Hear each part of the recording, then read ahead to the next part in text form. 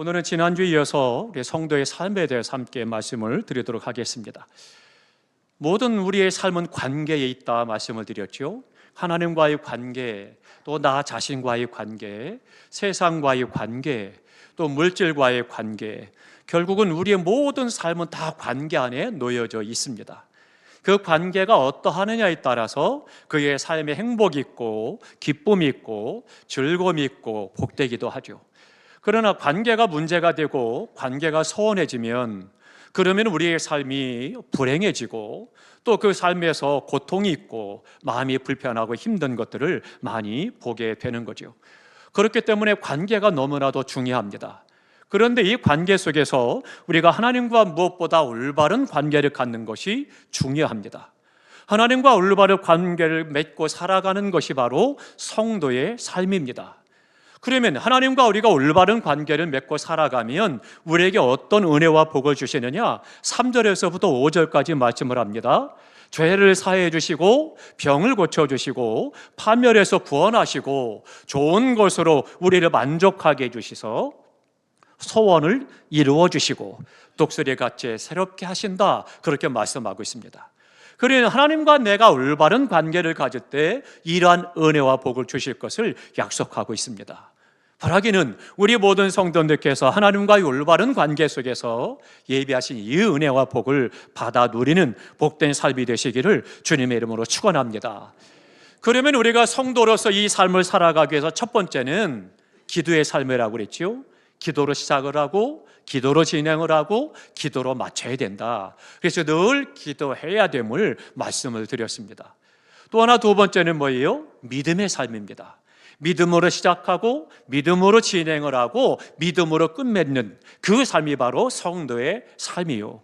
그때 하나님께서 그 안에 역사하고 그의 삶에 하나님의 능력이 나타나고 하나님이 약속하신 이 은혜와 복을 누리며 살아갈 수가 있습니다. 그러면 이제 오늘 세 번째입니다. 성도의 삶은 어떤 삶이냐? 하나님의 말씀에 절대적으로 순종하는 삶, 그것이 바로 성도의 삶이라고 하는 것입니다. 우리 성도들의 삶에서 가장 중요하고 가장 귀하고 가장 분명해야 될 것이 바로 하나님의 뜻에 절대적으로 순종하는 것입니다. 이것이 하나님의 뜻이다라고 내게 믿음이 생기면 절대적으로 그것에 순종하는 것, 그것이 우리 성도들의 신앙의 자세가 되는 것이죠. 삶의 우선순위를 여기에 두는 것입니다. 세상의 요구는 어떻습니까?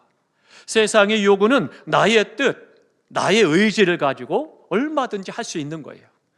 내게 좋으면 고운 거고 싫으면 괜찮은 거고 내 마음에 따라서 내 감정에 따라도 좋아도 좋고 싫어도 좋고 그냥 내 마음대로 하면 되는 거예요. 그걸 갖다 누가 억지로 뭘 하라 하지 마라 그런 것 아닙니다. 내가 결정을 하고 내가 행하는 거죠. 그러나 하나님의 뜻이다라고 할 때는 그것은 내 마음대로 되는 것이 아니라 나의 의지와 나의 뜻과 나의 생각이 작용할 수가 없는 것입니다. 하나님의 뜻이기 때문에 내 모든 것을 들여서 그 말씀을 따라 순종하는 삶을 살아가야 되는 거죠. 그것이 바로 순종의 생활이라고 하는 것입니다. 때로는 그것이 나의 생각과 나의 경험과 나의 지식과 다르다 할지라도 하나님의 말씀이라면, 하나님의 뜻이라면 순종해야 된다라고 하는 것입니다. 누가복음 5장에 가보면 오늘날 예수님께서 갈릴리 바닷가에 가셨습니다. 그런데 이른 새벽에 갔는데 밤새도록 고개를 낚은 어부가 있었습니다. 한 마리도 잡지 못했어요. 이 어부가 우리가 잘 알고 있는 베드로입니다. 베드로는 어려서부터 그 바닷가에서 자란, 그리고는 그 기술을 갖고 있는 전문적인 어부입니다. 그러니까 갈릴리 바다 어디에 가면 고기가 많고 어느 시간에 가면 어디로 움직이고 이 모든 것들을 다 아는 전문가예요. 그런 전문가였던 이 어부 베드로가 밤새 고기를 한 마리도 못 잡은 상태예요. 얼마나 피곤하겠습니까? 얼마나 마음이 불편하고 힘들겠어요. 그래서 이제 결국은 한 마리도 못 낚고 무태 나와서 그물을 들어올리는데 한 사람이 와서 이야기합니다. 물고기 많이 잡았습니까? 누구 약 올리는 것도 아니고 참 힘든 이야기죠. 밤새도록 낚았는데 한 마리도 못 낚았습니다, 이야기합니다. 그랬더니 깊은 데로 가서 그물을 던지십시오. 이야기했습니다. 그랬더니 베드로가 그 말에 순종을 합니다. 그래서는 밤새 수고했지만 주께서 말씀하시니 한 번 더 던져보겠습니다. 그리고 던지게 됩니다. 이것이 바로 순종이라고 하는 겁니다. 베드로는 전문적인 어부입니다. 그런데 오늘 처음 만난 예수님은 남 모르는 사람입니다. 젊은 사람입니다. 그런데 그 남 모르는 젊은 사람이 와서 깊은 데로 던지라고 할 때에 성경에 보니까 주께서 말씀하시니, 그래서 그물을 던졌다는 거예요. 이것이 바로 순종을 말씀해 주고 있습니다. 밤새 수고했지만 한 마리도 낚지 못했다, 헛수고했다는 거예요. 이 말은 뭐예요? 내가 헛수고했지만 한 번 더 끝까지 가면 헛수고해보죠. 그래서는 그가 던졌다라고 하는 것이죠. 왜 던졌습니까? 주님이 말씀하시니 그거죠. 허탕을 치든 어찌됐든 주님이 말씀하시니까 한번 해보겠습니다. 그리고 그물을 던진 거예요. 그게 바로 순종이라고 하는 겁니다. 내 생각과 나의 경험과 나의 지식과는 달리 헛수고할 것이 뻔한 일이지만, 그러나 주님이 말씀하시니까 그 말씀에 순종했다라고 하는 거죠. 이것이 우리의 성도의 삶이 되는 겁니다. 하나님의 말씀이시니까, 주님이 말씀하시니까 거기에 순종한다라고 하는 거죠. 내 지식도 다르고 내 경험도 다르고 생각도 다르고 내가 볼 땐 뻔한 일이지만, 그러나 주님의 말씀하시면 그 말씀에 순종한다는 겁니다. 순종했더니 어떻게 됐어요? 순종했더니 여전히 한 마리도 못 낚았다, 그렇다면 어떻게 되겠습니까? 이게 심각한 것이 되는 거죠. 뭐 하나님 말씀은 능력도 없는데, 뭐 하나님의 말씀 해봤자 아무것도 없는 건데, 뭐 그저 그런 거지, 뭐 그냥 윤리 도덕적으로 뛰어난 거지. 그렇지 않았습니다. 믿음으로 순종했더니 어떤 역사가 나타났어요? 너무 물고기가 많이 잡혀서 혼자 들어올 수 없어서 친구들을 불러다가 함께 들어올리는 놀란 기적을 그가 경험하게 된 거죠. 순종하면 하나님의 은혜와 복이 함께함을 믿으시기 바랍니다. 순종했을 때 그때 하나님은 능력으로 역사하심을 볼 수가 있었습니다. 베드로는 충격을 받았겠죠. 내가 전문 어부고 이 바닷가를 손바닥 못하지 다 보고 있고 다 알고 있는데 이게 무슨 일인가? 베드로는 참 놀라운 하나님의 은혜를 그가 경험하게 되었다라고 하는 것입니다. 우리가 하나님 앞에 순종한다라고 하는 것 더없이 중요합니다. 히브리인들은요, 중요한 질문을 꼭 합니다. 무슨 질문인가 하면 하나님의 백성답게 살아가는 법과 기준이 무엇인가? 내가 하나님의 백성으로서, 유대인으로서 하나님 앞에 어떻게 살아가야 되느냐, 그것을 질문하고 있는 겁니다. 그 모든 질문에 대해서 대답은 딱 한 가지였습니다. 토라대로 살면 된다, 그런 이야기입니다. 토라라는 말은 우리의 말로 말씀을 드리면 오경을 말하는 거예요. 창세기, 출애굽기, 레위기, 민수기, 신명기를 말하는 거예요.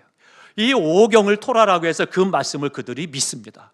그러니까 그 말씀대로 살면 하나님의 사람으로 하나님의 뜻을 따라 산다, 그렇게 이야기를 하고 있는 겁니다. 그런데 그 토라를 따라 살아가는 사람을 성경은 뭐라고 말씀하느냐? 복 있는 사람이요, 그렇게 말씀합니다. 다 함께 하십니다. 복 있는 사람. 어떤 사람이 복이 있느냐? 하나님의 뜻대로 살아가는 사람, 그가 복이 있다라고 하는 것입니다. 내 생각과 다르고 내 경험과 다르고 내 지식과 다르고 순리와 다르고 상황과 다르고 내가 전혀 때로는 없기도 하고 부담스럽기도 하고 괴롭기도 하지만, 그래도 그 말씀이 하나님 말씀이니까 순종할 때 하나님은 기적으로 역사하고 하나님의 능력을 우리 가운데 나타내서 우리의 삶으로 약속하신 복을 이루어 주신다라고 하는 것입니다. 그렇기 때문에 순종하는 것이 바로 성도의 삶이라고 하는 것입니다. 사랑하는 성도 여러분, 하나님의 말씀, 하나님의 뜻에 순종하며 살아가시기를 결단하시기 바랍니다. 하나님께서 약속하신 이 은혜가 내 삶 가운데 경험되는 은혜를 누리게 될 것이고, 베드로와 같이 친구를 불러야 될 만큼 많은 물고기를 낚게 되는 축복과 은혜를 보게 되는 것입니다. 네 번째 또 하나는요, 찬송으로 역경과 고난 가운데서 하나님 앞에 감사와 영광을 돌리는 삶이 성도의 삶이라고 하는 것입니다. 우리가 하나님 앞에 기도와 더불어서 힘을 얻고 하나님께 영광 돌릴 수 있는 것이 바로 찬송이라고 하는 것입니다. 이 찬송이라고 하는 것은 제2의 기도이다, 그렇게 이야기를 하죠. 찬송은 곡조가 붙은 기도다라고 이야기를 합니다. 찬송을 부를 때 우리의 마음이 따뜻해집니다. 위로를 받게 됩니다. 슬픔을 이기게 됩니다. 슬플 때나 기쁠 때나 즐겁고 평안할 때, 힘들 때, 곤고할 때, 어려울 때, 괴로울 때, 답답할 때, 그때도 우리가 찬송을 불러야 되는 것이 성도의 삶이에요. 내가 주님 앞에 찬송을 할 때에 하나님께서는 찬양 중에 거하시고 우리 가운데 치유하시고 우리의 상처를 싸매어 주시고 아물게 하시고 위로와 평안을 주시는 능력이 찬송 가운데 있는 것입니다. 우리 주님께서는 찬송주에 거하시고 그 찬송을 기뻐 받으시며 능력으로 역사하신다라고 하는 것입니다. 그렇기 때문에 찬송을 많이 부른다라고 하는 것이 너무나도 중요하고 우리의 성도의 삶에 찬양을 많이 불러야 되는 것이 삶입니다. 마틴 루터가 종교 개혁을 하죠. 그래서 비텐베르크 성당에다가 95개의 저항을 써붙이고, 그리고 이제 우리가 이렇게 살아서는 안 됩니다. 하나님의 말씀대로 살아야 됩니다. 그리고 주장을 하고 이야기를 합니다. 그러나 캐톨릭의 교권에서는 반대를 합니다. 여러 가지 정치적인 이유도 있고 부정적인 이유도 있고, 그래서는 결국은 말씀이 아닌 것을 이야기하죠. 이것을 다 바꿔야 됩니다. 계속해서 종교개혁을 외치고 함께하는 사람들과 영적 싸움을 벌이고 계속 그 일을 해갑니다. 시간이 지나가면서 하루 이틀 혹은 1, 2년에 해결되는 것도 아니고 지리한 싸움이 계속됩니다. 오랜 시간 동안 이 전쟁을 벌이는 동안 지칩니다. 마음이 점점 더 어려워집니다. 그리고 캐톨릭 교권에서는 죽이겠다고 협박을 합니다. 생명의 위협을 느낍니다. 참으로 어려운 거예요. 너무나도 힘들고 지치고 마음이 낙심이 돼서 어느 순간 침상에 누워서 괴로워하고 있습니다. 그런데요, 그의 아내였던 카타리나가 갑자기 방에 상복을 입고 왔습니다. 루터가 깜짝 놀랐습니다. 누가 죽었습니까? 하나님이 돌아가셨습니다. 깜짝 놀랍니다. 상복을 입고 하나님 돌아가셨다면서 엉엉 우는 그 아내를 보고 충격을 받은 거예요. 무슨 말씀이냐고. 하나님은 전능하시고 전지하신 분이고 영원하신 분이 하나님이 무슨 돌아가시냐고 책망을 합니다. 그랬더니 카타리나가 이야기합니다. 하나님은 영원하시고 전지전능하시고 죽지 않는 분인데 왜 당신이 실망하고 낙심하고 누워서 그렇게 괴로워하느냐고 이야기합니다. 그의 이야기가 충격을 받고 그때 정신이 바짝 들었습니다. 그래서는 그 모든 협박과 위협과 두려움과 낙심과 곤고 가운데서 그가 하나님을 찬송하며 부른 찬양이 바로 이 찬송가 585장입니다. 내 주는 강한 성이요 방패와 병기 되시니 큰 환난에서 우리를 구하여 내시리로다. 옛 원수 마귀는 이때도 힘을 써 모략과 권세로 무기를 삼으니 천하에 누가 당하랴. 이 찬송을 불러 힘을 얻고 그리고는 종교개혁을 이루었던 거죠. 그렇기 때문에 찬송은 제2의 기도가 되는 거고 곡조가 붙은 기도가 된다라고 하는 것입니다. 찬송가 438장에도 내 영혼이 은총 입어 중한 죄짐을 벗고 보니 슬픔 많은 이 세상이 천국으로 변화되어지도다. 하나님 앞에 찬송을 부르며 영광을 돌리죠. 정말로 힘들고 어렵고 고통하고 슬픔 많은 세상 가운데서 주님과 함께하니 내 마음에 평화가 임하고 천국이 되었다라고 따뜻한 힘이 솟아나는 위로의 찬양을 부르고 하나님 앞에 영광을 돌렸던 거죠. 찬송가 412장은 어떻습니까? 내 영혼이 그렇게 깊은 데서 맑은 가락이 울려나네. 하늘 곡조가 언제나 흘러나와 내 영혼을 고이 싸네. 평화 평화로다. 하늘 위에서 내려오네. 그 사랑의 물결이 내 영혼을 덮으소서. 병들고 고통 가운데서 하늘에서 곡자가 흘러나와 나를 감싸고 나의 병을 치료하시고 내게 은혜를 주셔서 내가 평화하다 고백하고 있습니다. 찬송이 고백의 기도가 되는 거죠. 사랑하는 성도 여러분, 찬양을 많이 부르시기 바랍니다. 찬양이 기도예요. 우리가 찬양할 때 하나님은 거기에서 영광을 받으신다라고 하는 것입니다. 사도행전 6장에 가보면 바울과 실라가 복음을 전합니다. 다니면서 복음을 전하는데 어느 지역에 갔더니 점치는 귀신 들린 여종이 있습니다. 그 여자아이가 점을 쳐주는데 너무나도 용한 거예요. 그 아이가 점을 치는 것이 아니라 사실은 그 속에 귀신이 들어가서 점을 치니 얼마나 용하겠어요. 용물인 귀신이 가서 점을 다 쳐주니까 수많은 사람들이 와서 그래서 점을 치고 복채를 내는 거예요. 그 돈이 얼마나 많았는지 주인에게 갖다 줘 주인이 신이 난 거죠. 주인이 너무너무 좋은 거예요. 그래서는 늘 그 아이를 통해서 먹고 살고 재산을 축적하는 거죠. 그런데 바울과 실라가 보니까 그 영혼이 너무 불쌍한 거예요. 귀신이 들려서는 하루 종일 그렇게 점을 치며 살아가는 그 인생이 뭐가 좋겠어요. 그러니까 그 영혼을 불쌍히 여기고 예수 이름으로 치료해줘서 귀신이 떠나가게 됩니다. 그리고 그가 정신이 온전케 된 거예요. 온전케 되니까 어떻게 됐어요? 점을 못 치잖아요. 주인이 화가 났습니다. 왜 내 밥줄을 끊는 거야? 화가 나가지고는 바울과 실라를 고소를 합니다. 그래서는 바울과 실라가 억울한 누명을 쓰고 매를 맞고 깊은 감옥의 착고에 처해서 갇혔습니다.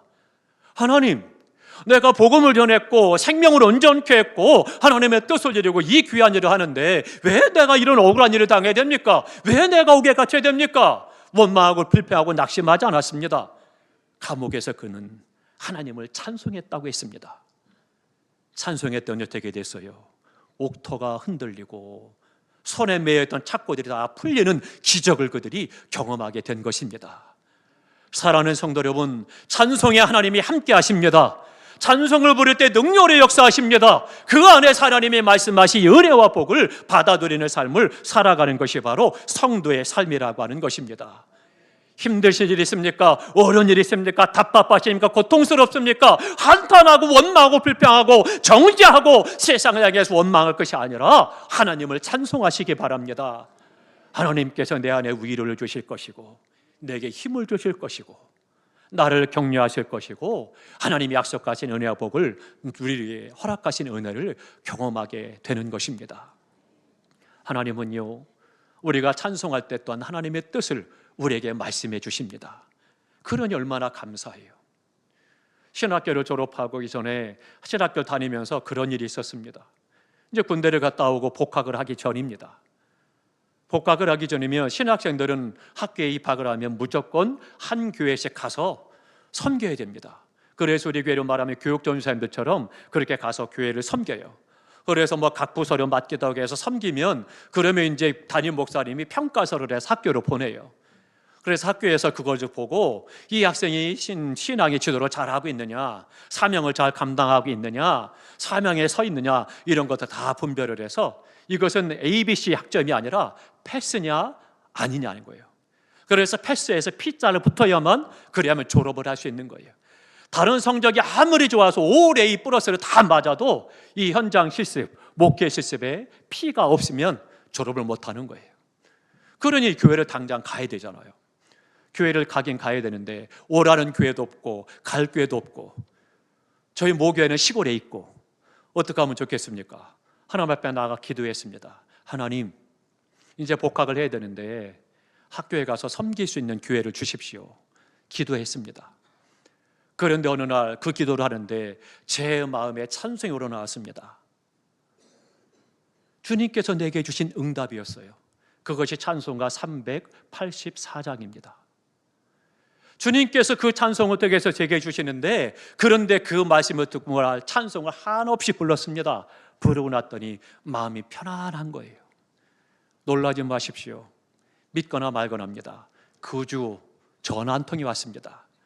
모르는 목사님에게서 연락이 오고 성전도사님, 내가 안목의 목사하고 어느 교회에 있는데 우리 교회에 와서 같이 사역합시다. 그 전화가 온 거예요. 얼마나 감사해요. 그래서 복학하고 그 교회에 가서 섬기면서 사랑을 많이 받고 참으로 하나님 앞에 감격했던 그런 때가 있습니다. 우리가 찬송할 때 나의 갈 길 다가도록 예수 인도하시니 그 주님께서 내게 주신 응답의 찬송이었던 거죠. 사랑하는 성도 여러분, 찬송을 많이 부르십시오. 힘드십니까? 어려우십니까? 답답하십니까? 질병 때문에 고통하십니까? 꽉 막힌 것 같고 터널과 같습니까? 찬송하십시오. 그 찬송이 울려 퍼지고 찬송이 퍼져나갈 때 어둠이 물러가게 되고 찬송 중에 거하신 하나님께서 우리 가운데 응답으로 역사하시고 우리의 삶에 필요한 은혜들로 채워 인도하시는 은혜를 경험하며 누리며 살아갈 수가 있는 것입니다. 우리가 찬송할 때 이것이 바로 성도의 삶이요, 죄 사함 받고 병 고침 받고 좋은 것으로 만족함을 얻게 하고 소원을 이루어 주시고 우리의 삶을 새롭게 하시는 이 축복을 경험하게 될 것입니다. 사랑하는 성도 여러분, 우리가 주님 앞에 말씀에 순종하고 찬송을 많이 불러서 늘 성도로서의 삶을 살아감으로 약속하신 이 축복을 다 받아들이는 평생의 삶이 되시기를 주님의 이름으로 축원합니다.